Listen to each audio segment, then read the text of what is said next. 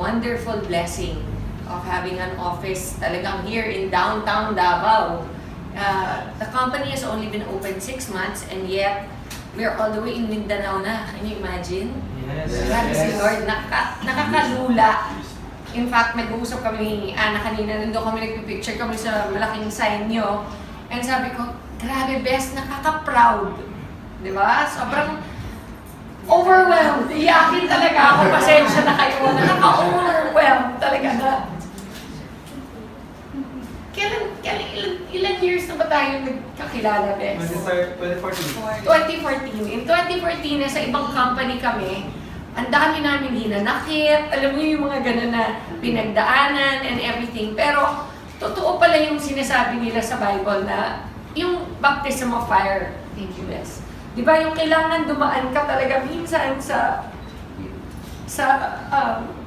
hard times para ma-appreciate mo rin. Eventually, yung pagdating nung lahat ng blessings ni Lord. Yes. At huwag mong i-take for granted.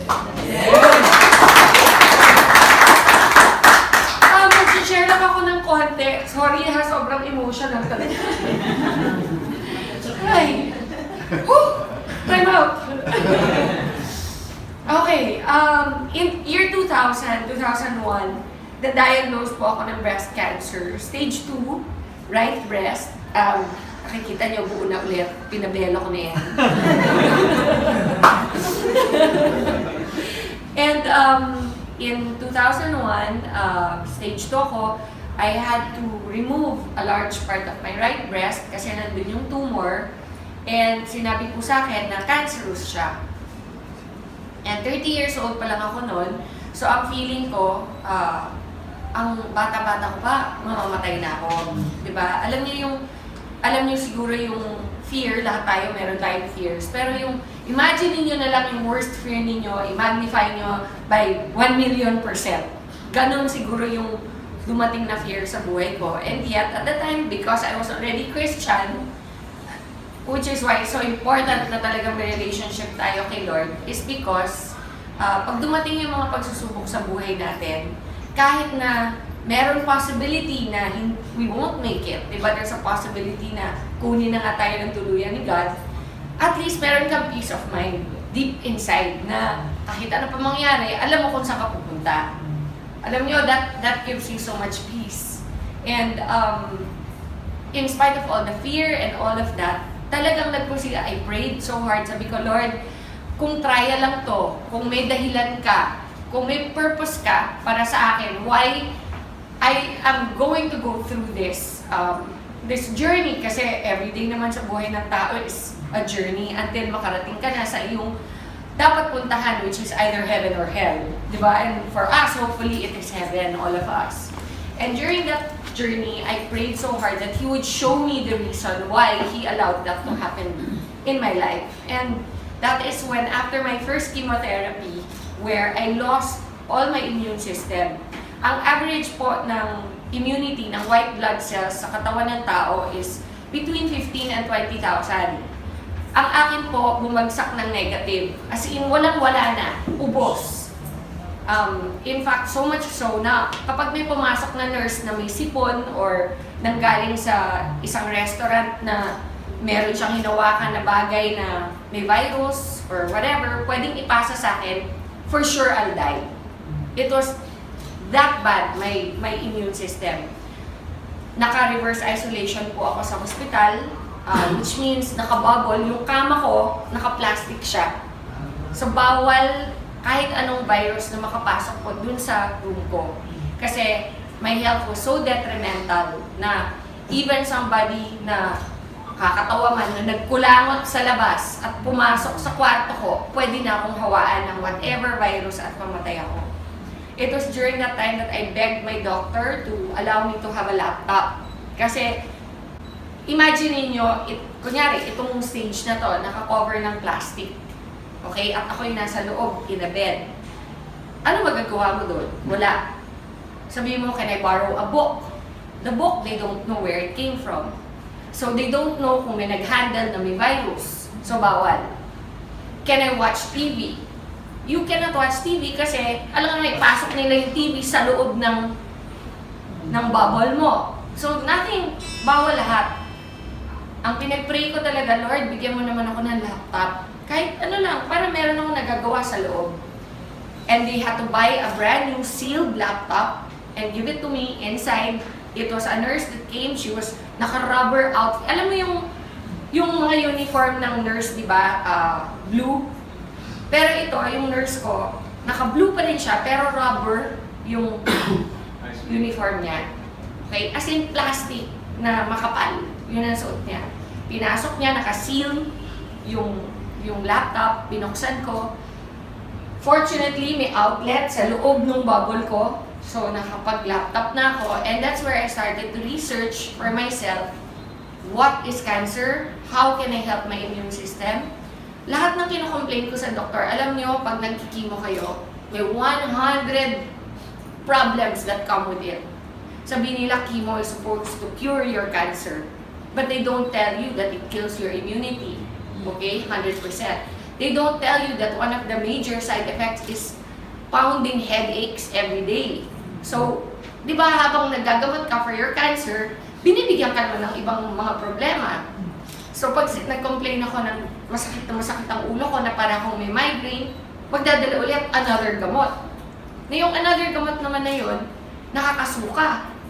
So, the whole day, nagsusuka ka.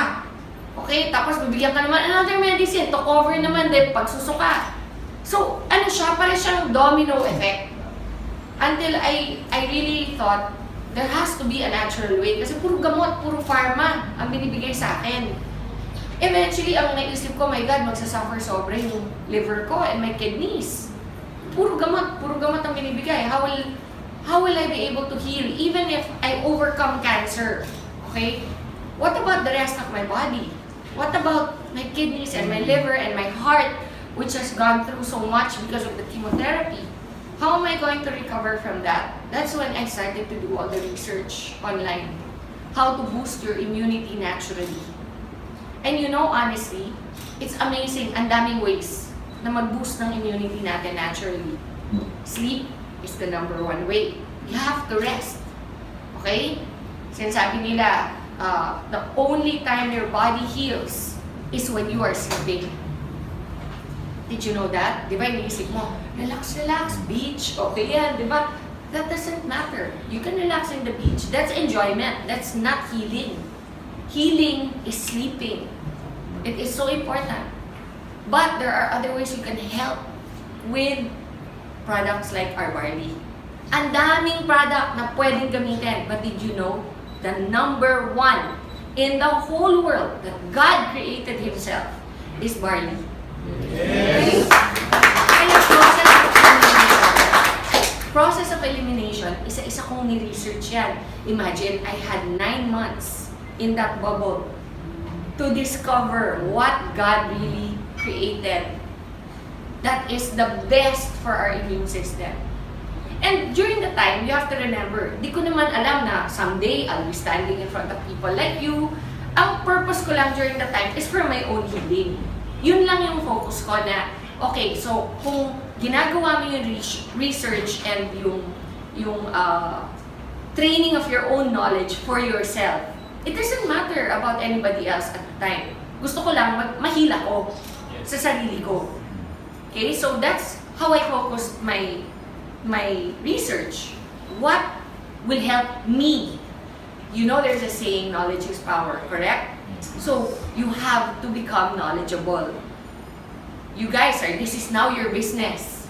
Be knowledgeable. Don't take my word for it. Don't take the word of AM or ICA or anybody in the company that will speak to you and tell you about the benefits or whatever. Hear us. Listen to us. Pero afterwards, go and do your own research.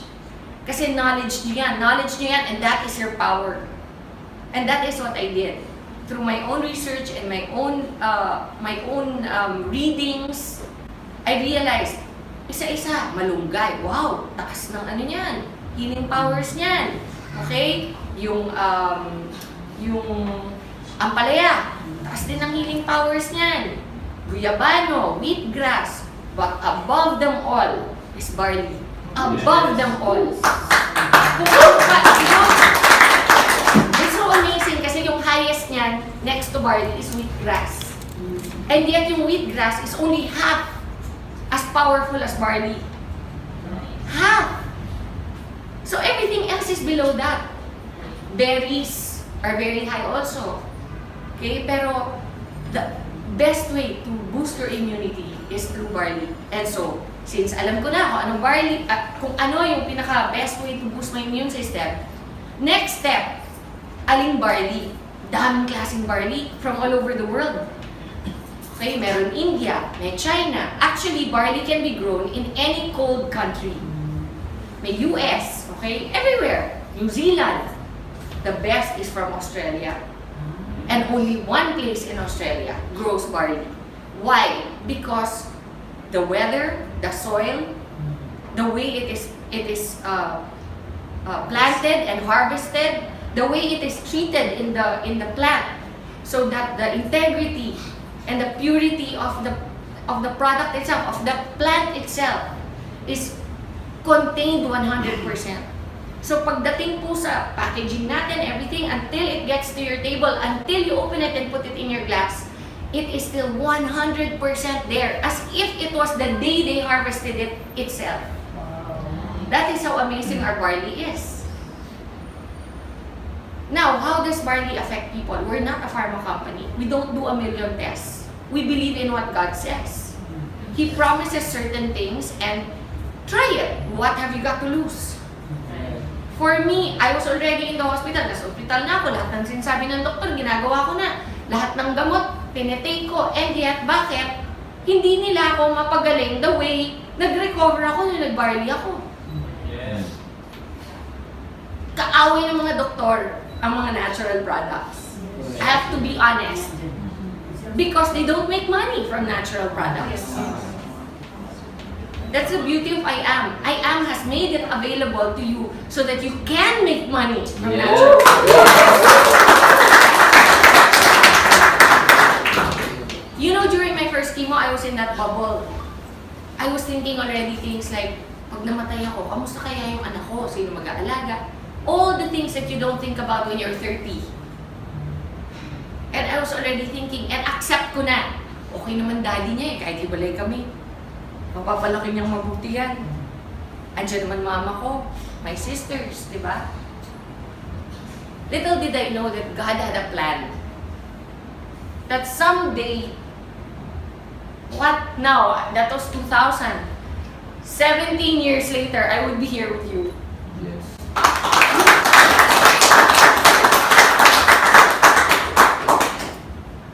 Iba magplano si Lord. Do not assume to know. Grabe, for me, kaya ako very emotional kasi it's so real for me. It was a time when I really thought na tapos na yung buhay ko. And then, every single time meron ganito na gathering or yung launch ng I Am natin, di ba, yung sobrang grateful ako na, wow God, binigay mo pa rin sa akin itong opportunity na makashare. Even if the worst thing happened to me in my life na because of that cancer, because of that experience, andito ako ngayon. Nakakatulong sa maraming tao through I Am. Diba? Sobrang nakaka-overwhelm. Alam nyo, after my first chemo, which I was in that isolation for so long, on my second chemo, di na ako na-isolate. Yung immune system ko, which took 21 days to recover from the first chemo. So, kunyari may ano kayo? Maro, thank you guys. Explain ko lang para naiintindihan nyo. During my first chemo, I ended up in the ICU. Okay? Yan, tama yan ha. Ako to. I'm not very good at drawing. Okay? Nakabubble yan. Ang first chemo, say day 1. Ito pala. Wala pala. Wala. Day 1 yan. Day 1. First chemo. Ang treatment ko is 4 chemos, dapat. And then after the 4 chemos, 21 days of radiation therapy.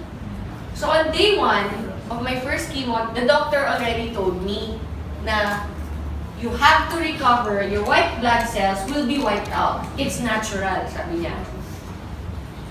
Your second chemo is 21 days from now. Within 21 days, your white blood cells have to be recovered. If not, we cannot give you the second chemo. Okay? And if we cannot give you the second chemo, you will go back to the first again. Can you imagine? Yung first pa lang na gusto ko na mamatay. May 3 pang matitira. Tapos pag disqualify, uulit. Makakailan ako. Yun yung nasa mind ko. So, kailangan talaga ma-hit ko yung 21 days. Parang parang hindi, parang quota sa kailangan ma-hit yung sapphire. Diba ganun eh? Actually, except that this is for your life. This was for my life. So, I cannot rely lang on what the doctors are saying kasi for me, okay, andyan na lahat ng sinasabi na gagawin ko. Pero, kailangan din tulungan ko sarili ko. Doon pumasok yung research, doon pumasok yung barley. Nung na-discover ko na, alam nyo, on the 20th day, every day kukunan ka ng dugo. Every day for 21 days. On the 20th day, sinabihan ako, you made it. We can give it to you tomorrow. Imagine, ka-recover ko lang today. Tomorrow, titirahin na naman ako. Alam mo, gusto mo sabihin, pwede time out kahit 1 week lang, please lang, para normal yung feeling ulit. Ang feeling kasi dito, parang ang gulay. Hindi ka makabanyo on your own, kailangan may nag-aalalay sa'yo. Hindi ka makakain ng tama, kasi lahat ng, ang bibig mo punong-puno ng mga singaw. Okay? Walang lasa, lahat ng kainin mo, tastes like metal. No promise, no. Alam mo yung sabihin nila, do you know what metal tastes like? Me, I know. Kasi it ruins your taste buds completely. Alam mo, my favorite things like chocolate, okay, Coke, yung mga ganyan. Di ba yung mga gusto mong kainin? Burger, lahat na ipasok ko sa bibig ko, lasang metal. So wala kang gana. Why will you eat? Kahit sa mind mo, ito yung taste, di ba? Sabi mo, ito yung lasa niyan.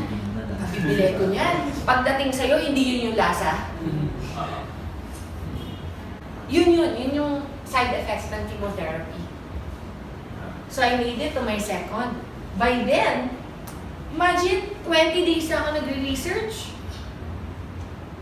By then, sabi ko, my then husband, I told him, bumili ka ng barley. I don't care what the doctor say. Itago mo, huwag mong pakikita na pinasok mo dito.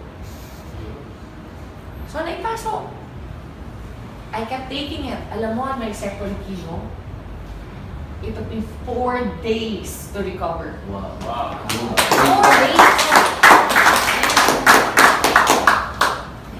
Kanina sabi ni Pichi, meron daw tao dito na nag-testify na nagtatago na siya. Na meron daw gallstones. Gallstones ba? Yes. Gallstones. And after 3 days of taking the barley, 4 days. 4 days, what happened? Lumabas. Ganun ka-powerful yung barley. There are people it takes years. There are some conditions that I had that took years to recover, but it still recovered. Like, because of chemotherapy, one of the side effects is my ovaries shut down. So no more mens. No more period. So my doctor told me I'll never have children again.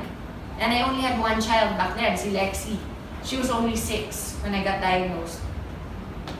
And when my doctor told me na I'll never have children again, parang feeling ko, okay na rin. At least I have 1. But in the back of my mind, I was thinking, what if I get a recurrence in the future? Okay? What if next time I'm not so lucky? What if next time God really wants to take me na? Diba? Sabihin natin, 5 years from now, 10 years from now, bumalik yung cancer, which is very, very much a possibility for any cancer patient. Once may cancer ka na, chances of recurrence are always 50% higher than somebody who's never had cancer. Okay? So, but now I'm on my 16th year. So, out of the woods na ako. Kumbaga, normally, ang recurrence happens within 2 years. Kung hindi ka pa graduate nung 2 years mo, hindi ka pa out of the woods. Pag nakagraduate ka na ng 2 years, your next is 5 years. That's your goal. Pag nakagraduate ka ng 5, 10. Sometimes, even at 12 or 13, nagkaka-recurrence pa. Okay? So you are not out of the woods.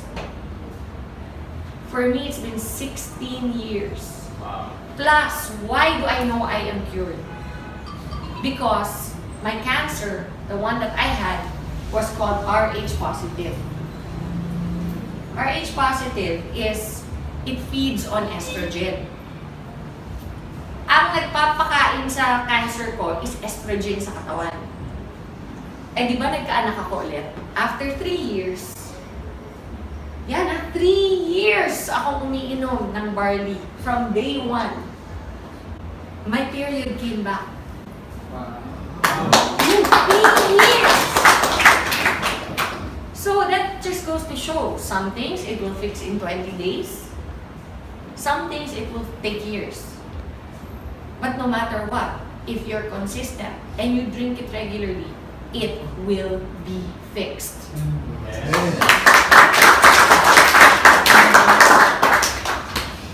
So on the 3rd year, I got pregnant and I have my son. During my pregnancy, all my doctors were going crazy. Nako, that's so dangerous. You have to have a medical abortion immediately. You have to do this, you have to do that. Nako, you cannot. You're a cancer survivor. Do you want to get cancer again? Yun yung sinasabi sa akin. Because nga, when you get pregnant, what goes up in your system? Estrogen. Correct? When estrogen goes up, I'm feeding the cancer. So whatever is dormant, whatever is sleeping in my system will wake up again. And it will be fed. And I will get it again. Yun yung fear. Even my mom, iniiyakan ako. Hindi daw ba sapat na pinadaan ko na sa kanya one time. At uulit pa ako. I'm so selfish. Lahat, I heard it all. You're a selfish person. You're only thinking of yourself.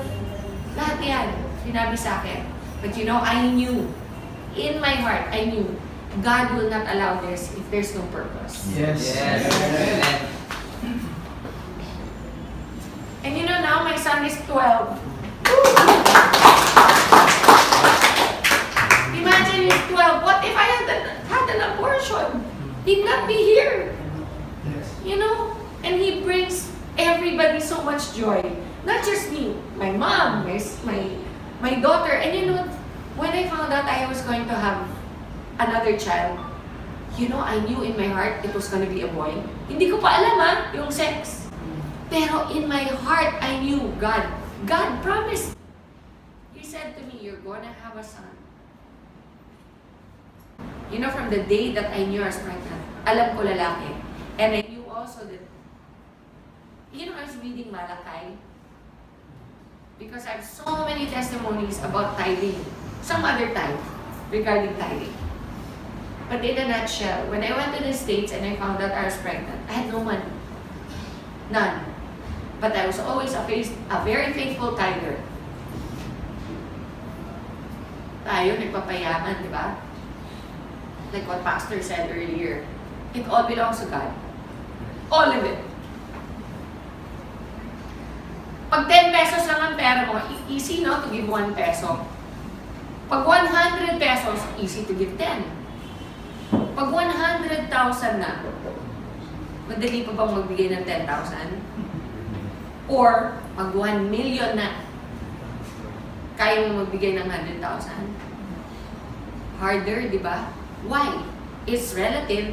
It's the same ratio. Why does it become harder? I remember there was one time I earned 1 million pesos in one TV show.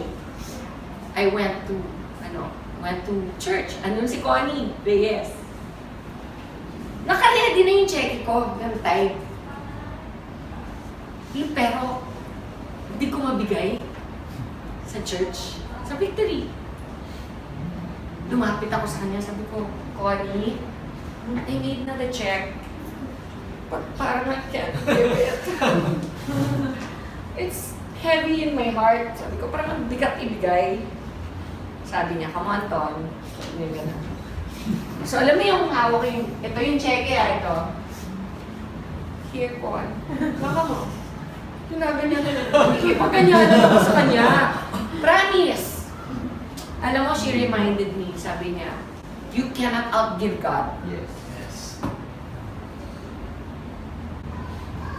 When I got sick and I had no money to pay for anything, I was in America. I blindly applied. Blindly. I'm not entitled. I'm not an American citizen. I blindly applied for medical aid. And I got approved.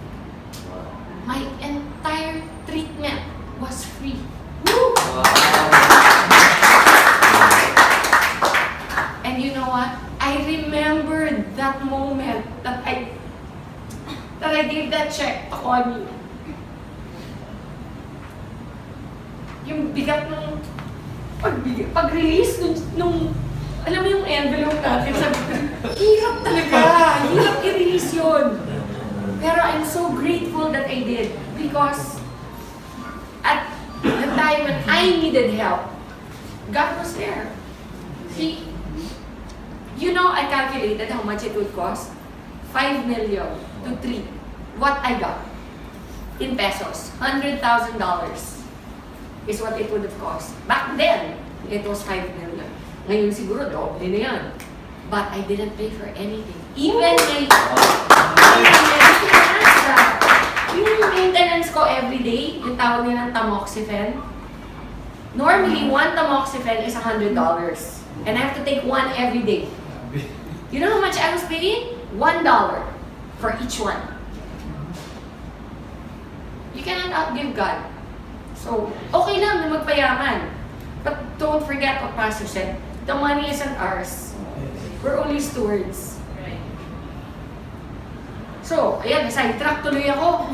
Okay, anyway, so because of the estrogen, everybody was fearful for me to get pregnant, but I had my son.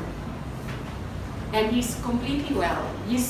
Alam mo, I only have one breast to breastfeed him. Because they had radiated my right breast. So when they radiate, I actually asked my doctor, how's that? What if I have another, eventually if I have another child, you're never gonna have another child. Alam mo yun, when somebody speaks into your life like that, how hard it is to receive and accept. But what if? No, you will never. No, but I'm just saying hypothetically, if.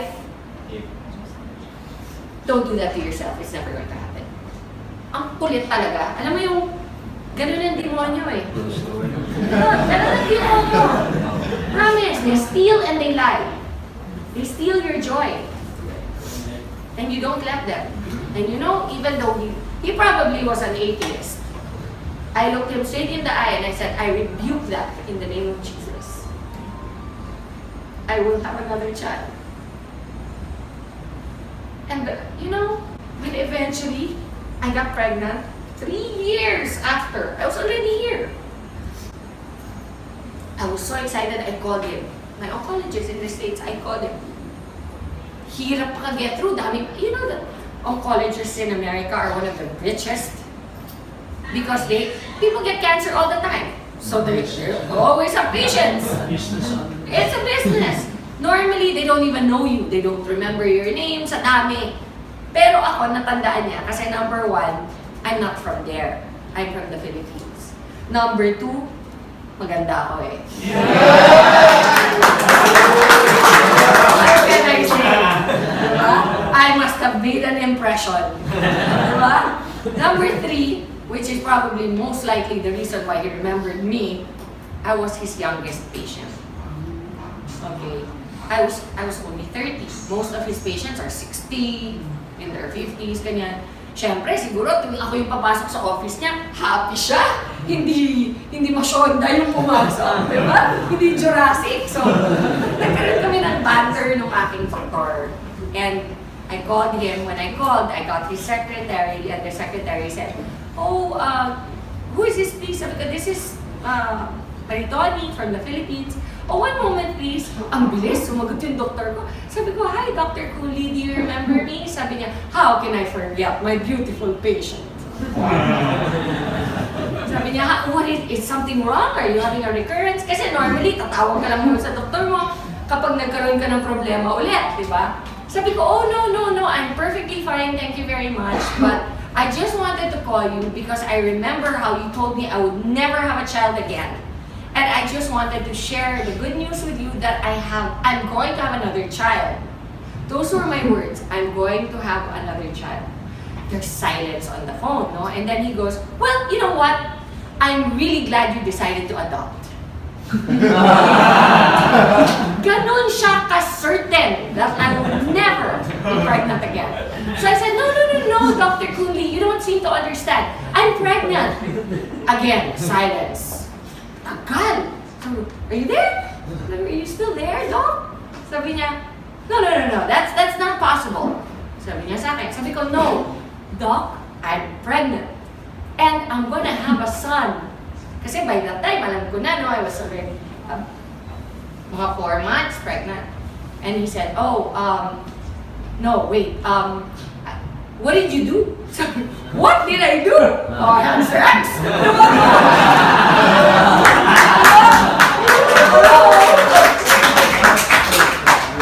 No, but, you know, I said to him, "Nothing, I didn't do anything." He goes, "No, you must have done something." So, siguro kala niya medical procedure or something. So I said, "No, I've been taking a supplement for a while, and it's called barley." And ako yung nag-educate sa kanya about what I had done this whole time, from day one. Sabi niya, "Oh, you're a sneaky one." Sabi ko, "But it worked." And sabi niya, "Oh, well, I'm very happy for you." You know, and in as much as we are not allowed to recommend those things, being doctors, we do not stop our patients if they want to. Sabi niya. So, imagine, that's my oncologist na. He's the one that told me I'll never have a child again. He's the one that told me that, you know, if I get pregnant, for sure I'll have a recurrence. And yet, here I am. My child is 12 years old. I'm 100% in good shape. I would like to say I'm in more than good shape. Yes!